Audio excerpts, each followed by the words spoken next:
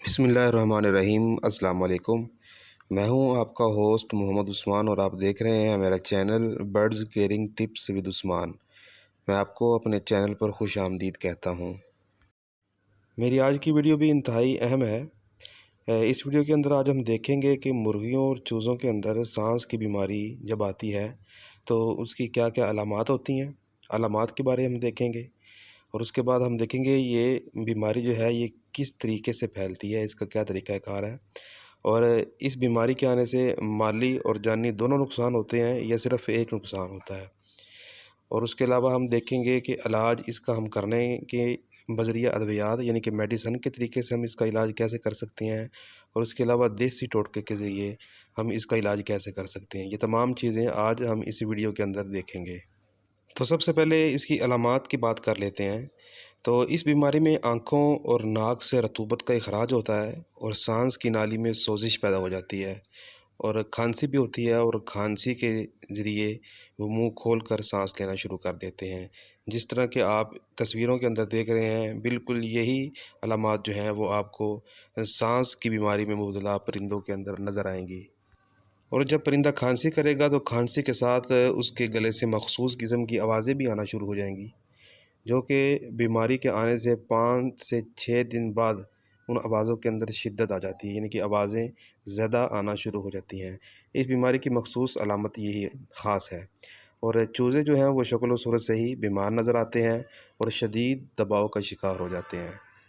अलामात को डिस्कस करने के बाद हम देख लेते हैं कि ये बीमारी फैलती कैसे है, इसका तरीक़ाकार क्या है। ये बीमारी जो है मुतासरा मुर्गी के अंडे के अंदर इसका जरासीम होता है और दूसरे नंबर पे इस बीमारी के फैलने की वजह ये है कि जो फलाक हम चूज़ों के लेकर आते हैं, उन चूज़ों के आपस में मिलने जुलने से भी ये बीमारी फैलती है। और उसके अलावा तंदुरुस्त चूज़ों के अंदर बाहर से अगर हम कोई ऐसा चूज़ा ले आएँ जिसको ये मसला हो, तो भी ये बीमारी फैलती है और दूसरे चूज़ों के अंदर मुंतकिल हो जाती है।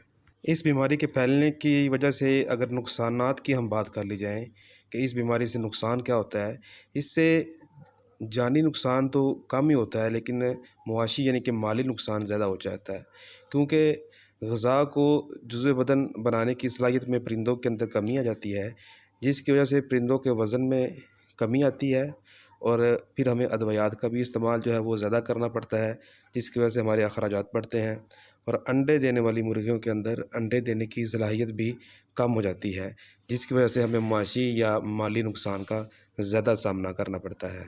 तो आखिर में इसके इलाज की हम बात कर लेते हैं, क्योंकि मैंने शुरू में आपको बताया था कि मैं आपको इसको 2 किस्म के इलाज बताऊंगा। एक तो वो इलाज जो आप मेडिसिन के ज़रिए कर सकते हैं और दूसरा इलाज जो है वो देसी टोटके के ज़रिए होगा।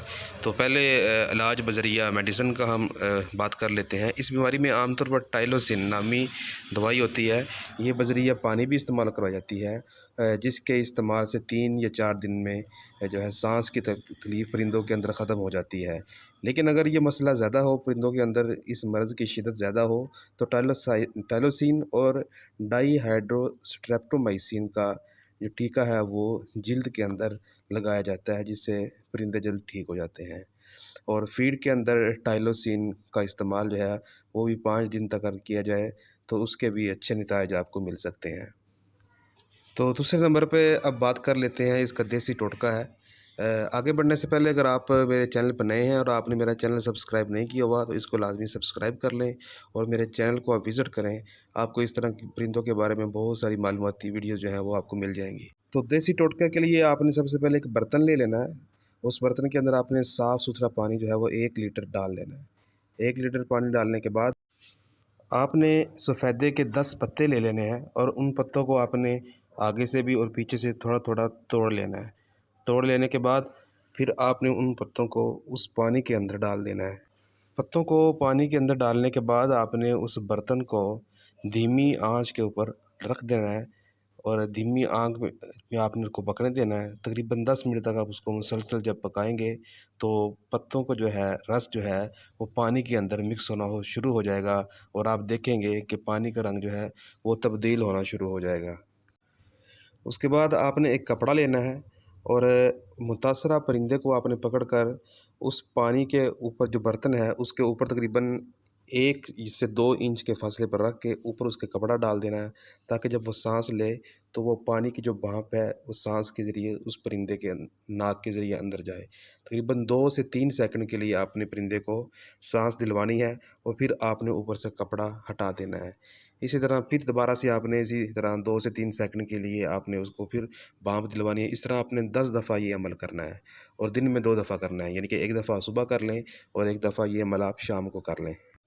ये अमल करने के बाद इंशाल्लाह परिंदे की जो साँस का मसला है वो बिल्कुल ठीक हो जाएगा।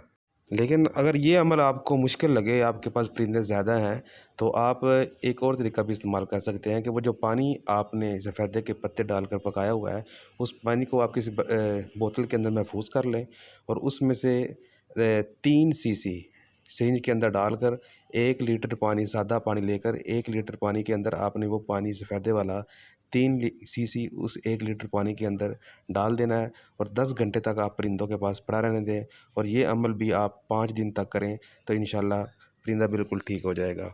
अगर आपको ये वीडियो पसंद आई हो तो इसको लाइक और शेयर ज़रूर कीजिएगा और कमेंट सेशन में ज़रूर बताइएगा। अल्लाह हाफ़िज़।